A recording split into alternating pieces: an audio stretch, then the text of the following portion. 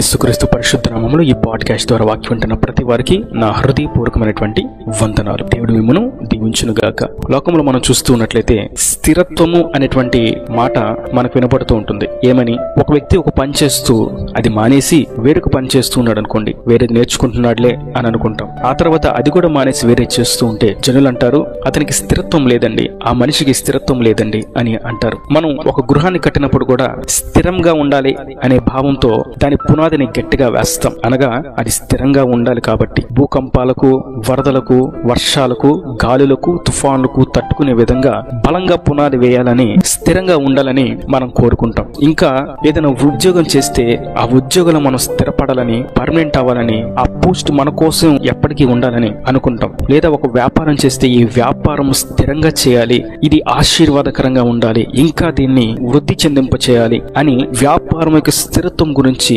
ఆలోచిస్తూ ఉంటాం. ఇలా మనం ఆలోచిస్తూ ధ్యానిస్తూ ఉన్నట్లయితే అనేకమైనటువంటి విషయాలు స్థిరత్వం గురించి మనం ప్రతి దినమున దైనందిన జీవితంలో ఆలోచిస్తూ ఉంటాం. అయితే ప్రభు సెలవిస్తున్నారు, క్రైస్తవులు అని పిలువబడుతున్నటువంటి తన స్వకీయ సాంపాద్యమునకు కొన్ని ప్రాముఖ్యమైనటువంటి విషయాలను తెలియజేస్తున్నారు. అదేదనగా క్రైస్తవులు ఏ విషయాల్లో స్థిరంగా ఉండాలి? ఉద్యోగంలో స్థిరంగా ఉండాలా? చదువులో స్థిరంగా ఉండాలా? వ్యాపారంలో స్థిరంగా ఉండాలా? ఇల్లు కట్టే విషయంలో స్థిరంగా ఉండాలా? వస్త్రాలు వేసుకునే విషయంలో స్థిరంగా ఉండాలా? ఇదే రకమైనటువంటి వస్త్రాలు వేసుకోవాలని ఆ తీర్మానంలో స్థిరంగా ఉండాలా? లేదంటే కానుకల విషయంలో స్థిరంగా ఉండాలా? సంఘాల విషయంలో స్థిరంగా ఉండాలా? అనేటువంటి విషయాలన్నిటికంటే ముఖ్యముగా అసలు ప్రభు కోరుకుంటున్నటువంటి స్థిరమైనటువంటి క్రైస్తవం ఏది? ప్రభు దృష్టికి ఎవరు స్థిరమైనటువంటి సాంపాద్యము అనే విషయాన్ని మనం చూసినప్పుడు కొన్ని ప్రాముఖ్యమైనటువంటి విషయాలను మనం బైబిల్ గ్రంథంలో గమనిస్తాం. అది మొదటిగా ఫిలిప్పీలకు రాసినటువంటి పత్రిక 4వ అధ్యాయము 1వ వచనం. ఇక్కడ మనం చూస్తాం, ప్రభువునందు స్థిరులై ఉండుడి. దాని అర్థం మనం దేవుని యొద్దకు చేరిన తర్వాత ఆయన యందు మాత్రమే స్థిరంగా ఉండాలి. ఇందుని గురించి వాక్యం సెలవిస్తుంది కీర్తనల గ్రంథంలో, యెహోవాను విసర్జించి వేరొకరిని అనుసరించి వారికి శ్రమల విస్తరించును. అనగా ప్రభువునందు స్థిరంగా ఉండక కంటికి ఏది నచ్చితే, శరీరానికి ఏది ప్రేరేపించబడితే ఆ క్రియలు చేయడానికి, వారి యొద్దకు వెళ్ళడానికి, సాగిలపడడానికి, పూజించడానికి, నమస్కరించడానికి ప్రయత్నము చేస్తే అది ప్రభువునందు స్థిరత్వము కాదు. లోకాన్ని విడిచి పూర్తిగా ఆయన వైపుకు తిరిగిన తర్వాత 180 డిగ్రీలు ఆయన వైపే తిన్నగా నిలబడిన తర్వాత ఆయన యందు మాత్రమే విశ్వాసం, నిరీక్షణ ఉంచాలి. ఆయన మీద మాత్రమే మన దృష్టి నిలపాలి. ఇది ప్రభువునందు స్థిరత్వం. ఎన్ని ఒడిదుడుకులు వచ్చినా, ఎన్ని సాతాను క్రియలు పడవేయాలని, లాగివేయాలని, మరల గొలపాలని ప్రయత్నం చేసినా మరలా పాపమైనటువంటి దాస్యపు కాడి క్రిందకు వెళ్లకుండా ఆయన ఇచ్చినటువంటి స్వాతంత్రంలో నిలిచి ఉండడమే ఆయన యందు స్థిరపరచబడి ఉండడం. ప్రభు కోరుకునేది ఇదే. మనము ఆయన యందు మాత్రమే స్థిరంగా ఉండాలి అని. ఒక భర్త తన భార్యను గూర్చి ఏ విధంగా ఆలోచిస్తాడో ప్రభు మనలను గూర్చి అదే విధంగా ఆలోచిస్తున్నాడు. ఒక స్త్రీ, ఒక భార్య తన భర్తను గూర్చి ఏ విధంగా ఆలోచిస్తుందో మనలను గూర్చి ప్రభు అదే కాంక్షిస్తున్నాడు. మనము ఆయనకు మాత్రమే బద్ధులమై ఉండాలి, ఆయనకు మాత్రమే దాసులంగా ఉండాలి, ఆయనకు మాత్రమే ప్రజలుగా ఉండాలి, తన యందు మాత్రమే స్థిరపడి ఉండాలని ప్రభు కోరుకుంటూ ఉన్నారు. మరొక విషయాన్ని మనం చూస్తాం, పేతురు రాసినటువంటి మొదటి పత్రిక 5వ అధ్యాయము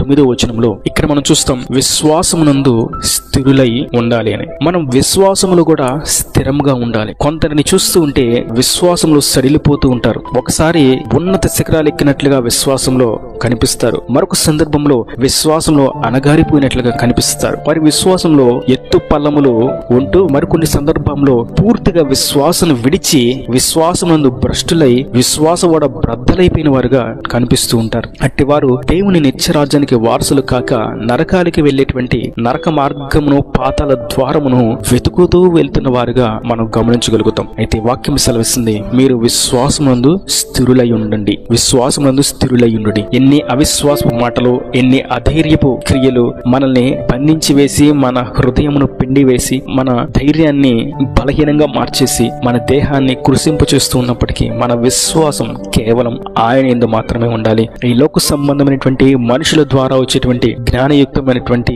ఆదరణ కలిగేటువంటి మాటలను బట్టి మనం విశ్వాసం మనుషుల వైపుకు త్రిప్పినట్లయితే మనము ఆయన యందు విశ్వాసంలో స్థిరులై ఉండని వారముగా ఉన్నాము అన్న సంగతి వాస్తవము. మనం ఎల్లప్పుడూ మన విశ్వాసం ఆయన మీదే ఉంచాలి. ఆయన యందు మాత్రమే విశ్వాసంలో స్థిరముగా ఉండాలి. నా ప్రభు నన్ను చూస్తున్నాడు, నా ప్రభు నాకు ఈ విషయంలో సహాయం చేస్తాడు, నా ప్రభు నన్ను వీటన్నిటి నుంచి విడిపిస్తాడు, నా ప్రభు వీటన్నిటికంటే ఎత్తుగా నా తల ఎత్తుతాడు, నా ప్రభు నన్ను ఆయన రాజ్యానికి చేరుస్తాడు అనేటువంటి విశ్వాసంలో ఎప్పుడు మనం స్థిరంగా ఉండాలి. కొందరు లాభాలు వస్తేనే ఆయన విశ్వాసంలో స్థిరంగా ఉంటారు, మందిరానికి వస్తారు. కొందరు వారు అనుకున్నటువంటి ఉద్యోగం వస్తేనే మందిరానికి వస్తారు, ఆయన యందు స్థిరపరచబడిన వారుగా ఉంటారు. కొందరు వారు అనుకున్నటువంటి చదువులో మంచి ర్యాంకు ఉత్తీర్ణత పొందుకుంటేనే ప్రభునందు స్థిరంగా ఉంటానంటారు. కానీ వీటన్నిటిని మనం ప్రక్కన పెట్టి ప్రతి ప్రతికూల సమయంలో, అనుకూల సమయంలోను, కలిమిలోను, లేమిలోను, ఉన్నత స్థాయిలోను, కడుపు నిండిన స్థాయిలోను, ఆకలితో ఉన్నప్పుడు ప్రతి సందర్భంలో విశ్వాసములో ఆయన యందు మాత్రమే మనం స్థిరులమై ఉండాలి. మరొక విషయాన్ని మనం గమనించినట్లయితే ఎఫెసీయులకు రాసినటువంటి పత్రిక 3వ అధ్యాయము 18వ వచనం. ఇక్కడ మనం చూస్తాం, ప్రేమ యందు వేరుపారి స్థిరపడి ఉండాలని. దాని అర్థం మనం ప్రేమ యందు స్థిరంగా ఉండాలి. మనం దేవుని ప్రేమించే విషయంలో స్థిరంగా ఉండాలి. రెండవదిగా మన చుట్టూ ఉన్నటువంటి సహోదరులను, సహోదరులను ప్రేమించే వారంగా ఉండాలి. స్థిరమైనటువంటి ప్రేమ. వారు కీడు చేసినా, హాని చేసినా, మనల్ని దూషించినా, అవమానించినా మన వైపు నుండి వెళ్ళవలసినటువంటి ప్రేమ స్థిరంగా ఉండాలి. వారి యొక్క కీడును మనం కోరుకోకూడదు, వారి యొక్క పతనాన్ని మనం కోరుకోకూడదు, వారి నాశనాన్ని మనం కోరుకోకూడదు. కేవలం మన ప్రేమను మాత్రం స్థిరంగా వారి మీద పంచాలి. దేవునిని ప్రేమించాలి, అదే సందర్భంలో మన చుట్టూ ఉన్నటువంటి జనులను మనం ప్రేమించాలి. ఆయన స్వరూపంలో, ఆయన రూపులో మనలను ఆయన సృష్టించాడు. మనందరం సహోదరులము, అన్నదమ్ములము, అక్క చెల్లెండ్రము, అన్నా చెల్లెళ్ళము, ఆయన స్వరూపంలో రూపించబడినటువంటి జనులము. కనుక మనం అందరితో ప్రేమగానే ఉండాలి. ఈ ప్రేమలో మనం స్థిరంగా ఉండాలి. కొందరు చూస్తూ ఉంటే ప్రేమలో స్థిరంగా ఉండరు. దేవుడు ప్రేమగా వాగ్దానాలు మాట్లాడినప్పుడు ఆయన సన్నిధిలో స్థిరంగా ఉంటారు. అదే కొంచెం పాపాన్ని ఎత్తి చూపి, ఆజ్ఞను ఎత్తి చెప్పి, అతిక్రమములను ఖండిస్తే వారు ప్రేమలో స్థిరంగా ఉండరు. దేవుడు నచ్చరు, ఆ వాక్యాన్ని ప్రకటించినటువంటి సేవకులు నచ్చరు. అటువంటి సందర్భంలో వారు సాతాను చేత మరలగొల్పబడుతున్న వారుగా నిలిచిపోతారు, దేవునికి దూరం అయిపోతారు. దేవుని ప్రేమలో వారు నిలువని వారుగా ఉండిపోతారు. అందుకే వాక్యం సెలవిస్తుంది, మీరు ప్రేమ ఎందు స్థిరంగా ఉండాలి. నేను ఆజ్ఞను ఎత్తి చెప్పి, పాపాన్ని ఎత్తి చూపి ఖండించినప్పుడు మీరు స్థిరంగా ఉండాలి. మీరు చేస్తున్నది తప్పు, ఈ మార్గం మీరు వెళ్ళకూడనది, మీరు చూస్తున్నది తప్పు, మీరు చేయవలసినటువంటి పని ఇది, ఇటువంటి వ్యాపారం మీరు చేయాలి, ఇటువంటి ఉద్యోగం మీరు చేయాలి, ఇలాగ మీరు ఉండాలని ఖండించినప్పుడు, గద్దించినప్పుడు మీరు ఆ సందర్భంలో కూడా స్థిరంగా ఉండాలి. కొందరిని చూసినప్పుడు మీరు చేసినటువంటి ఈ పని ఇది, ఇలా చేయకూడదు, సేవ విధానం ఇది, మీరు సంఘంలో ఉన్నటువంటి విశ్వాసులతో ఇలా ప్రవర్తించాలి, మీ తోటి సహోదరులు ఎందు ఇలా మీరు వ్యవహరించాలి, ప్రతి వారిని ప్రేమతో మీరు మాట్లాడాలి, స్వార్థం ఉండకూడదు, ధనాపేక్ష ఉండకూడదు, పేరు ప్రఖ్యాతుల కొరకు ముందడుగు వేయకూడదు, మీ కుటుంబాన్ని మాత్రం హెచ్చించుకునేలాగా ప్రయత్నం చేయకూడదు, అందరిని ఏకరీతిగా ప్రేమించండి, ఆజ్ఞ ఈ విధంగా ఉంది, మనలో భేదాలు ఉండకూడదు, సజ్జన ద్వేషమైనటువంటి క్రియ ఉండకూడదు, రాగద్వేషాలు ఉండకూడదు, మనందరము ఏకమై ఉన్న వారము, సేవకులని ఎక్కువ లేదు, విశ్వాసులని తక్కువ లేదు, మనందరము క్రీస్తునందు విశ్వాసులమే, మనందరము క్రీస్తులో నిర్మించబడుతున్నటువంటి సార్వత్రిక సంఘమే అని మాట్లాడినప్పుడు ఆ మాట వారికి నచ్చదు. అప్పుడు వారు మనలను తృణీకరిస్తారు, దూరంగా పెడతారు, అవమానిస్తారు, సాక్ష్యాన్ని పాడు చేయలేని ప్రయత్నం చేస్తారు, మనలను కలుపుకోరు. అటువంటి సందర్భంలో ఏమి మనం వాటి గురించి ఇబ్బంది పడవలసిన, బాధపడవలసినటువంటి అక్కర లేని లేదు. మనము ఆయన ప్రేమ యందు స్థిరపడి ఉండాలి. విశ్వాసులందరి మధ్య కూడా ప్రేమ ఏకముగా ఉండాలి. ఒక కుటుంబంలో ఉన్నవారు మందిరానికి వస్తారు. వారి కుటుంబంలో ఉన్నటువంటి పరిస్థితులను బట్టి, వాదములను బట్టి, వారికి ఉన్నటువంటి మనస్పర్ధలను బట్టి సంఘానికి రావడం మానివేస్తూ ఉంటారు. కానీ వాక్యం సెలవిస్తుంది, మీరు ప్రేమ యందు స్థిరంగా ఉండాలి. మనుషులతో ప్రేమ కలిగి ఉండాలని సంఘంలో బోధిస్తున్నప్పుడు, ప్రేమ కలిగి ఉండాలని బోధించేటువంటి సంఘానికి దూరం అయిపోతే ప్రేమను ఎక్కడ నేర్చుకుంటారు? ఆయన సన్నిధిలో ప్రేమను నేర్చుకోవాలి.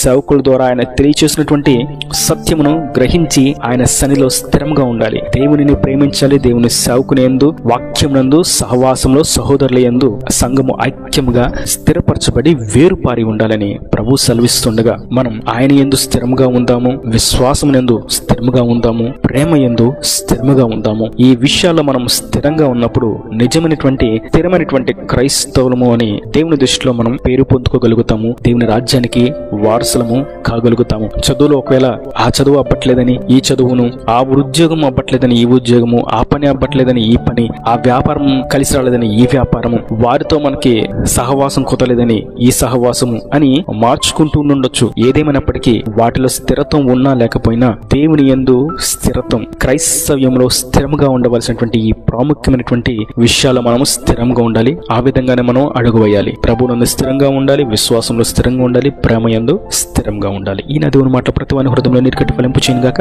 ఆమేన్. God bless you. తలలో వంచి కన్నులు మూసేట మీ కొరకు చిన్న ప్రార్థన. ప్రేమ స్వరూపీకరణ కటాక్షం గల తండ్రి, నా ప్రభా ఇప్పుడు వారిని కృపలో భద్రపరిచి వాక్యను ప్రతి వారిని మీరు నిండాలుగా దీవించండి తండ్రి. స్థిరత్వం గురించి మరియు క్రైస్తవుని యొక్క స్థిరత్వం గురించి మీరు ఎంతో తేటగా తెలియజేశారు తండ్రి. నీ యందు మాత్రమే స్థిరంగా ఉండాలని, నీ విశ్వాసం నందు స్థిరంగా ఉండాలి, ప్రేమ యందు స్థిరంగా ఉండాలని మీరు సెలవిచ్చారు తండ్రి. వాక్యాన్ని వారందరూ కూడా అట్టి విధంగా స్థిరపరచబడిన వారుగా, వేరుపారునట్లుగా, నీ స్వారూప్యంలోకి మార్చబడినట్టుగా, నీ కొరకు బహుగా ఫలించినట్టుగా సహాయం చేసి వర్ధిలింపు చేసి రాకడ రాజ్యాన్ని సిద్ధపరచమని, వారి ప్రతి అవసరతను అక్కరను కూడా నీ మహిమలో తీర్చి నిండాలుగా దీవించమని యేసు పరిశుద్ధ నామమున ప్రార్థించి పెట్టుకుంటున్నాను తండ్రి. ఆమేన్. ఆమేన్.